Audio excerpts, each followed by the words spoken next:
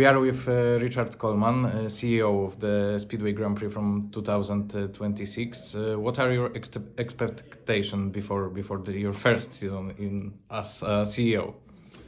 Well, it's going to be a very busy year.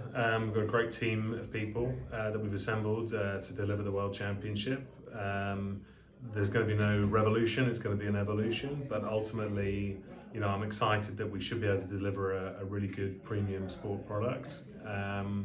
I think that the quality of the broadcast will be the same as last year and the live events as well. We've got some new people, some new faces, some new ideas, but I'm very excited and can't wait for the first race. Many fans ask about new localizations, new venues of Speedway Grand Prix. Is it possible maybe 2027, 28 for, I don't know, United States, Argentina or other countries? Yep, I don't want to make any promises and fall into the trap of promising something and then not delivering it. But at senior level within the company, it's a clear aim that the championship needs to be going outside of Europe to be a world championship.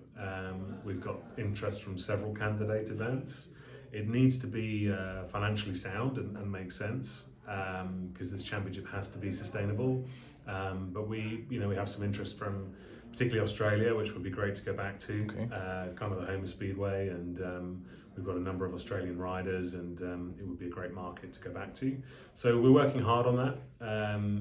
I'll always be really honest with everybody and tell people where we are. It's not done yet, and I'm certainly not going to promise it until something's signed, but it's a clear ambition. Okay, I must ask you about a very important topic in Poland, about Artioma Łaguty and Emila Sajfutdinowa and comeback for these riders.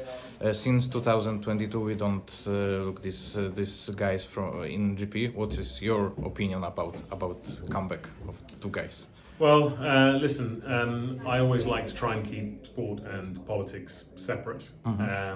My job is to deliver the best world championship possible, and to do that, it should have the best riders. And it's clear that Łaguty and Sajfutdinowa are two of the world's best riders, and they should have a place in the world championship. From my perspective, I would like to explore to see if that is possible. I don't weigh too heavily on the politics. It's not my position to do so. As you know, it's clearly a decision that the federation needs to take, not just me as a promoter. Obviously, I sit on the FIM commission, and it's something that we will be discussing again in the very near future. But I also understand that in the United Kingdom, the conflict in Ukraine is a big story, but perhaps not as big a story as within some countries within Eastern Europe, and there are some sensitivities there which have to be taken into consideration. We visit Poland, we visit Latvia, and perhaps this topic is a little bit more present than it is in the United Kingdom, and we have to listen to those views. Ultimately, it's a decision for the federation, but of course, from my perspective as a promoter, I want the best 15 riders in the World Championship, and I would say that their place is in the championship. What can you say about the Tai Woffinden, and are you upset that he resigned for a wild card? No, I'm not upset at all. Okay. It was priced in, as they say. So ultimately, we took the decision to award Tai a wild card. That decision was taken in Turin at the commission. I had a personal telephone call with Tai, and I said to him, I need your word that you call me at the beginning of March and you tell me that you're fit. And I don't mean fit to ride a bike, I mean fit to compete in the World Championship. And I need your sort of gentleman's word that that's what you'll do. And Tai, consummate professional, he's worked extremely hard over the winter, and it was very emotional that he came to the conclusion in early March that he was not fit to ride in the World Championship, and he didn't think he could compete at the highest level just yet.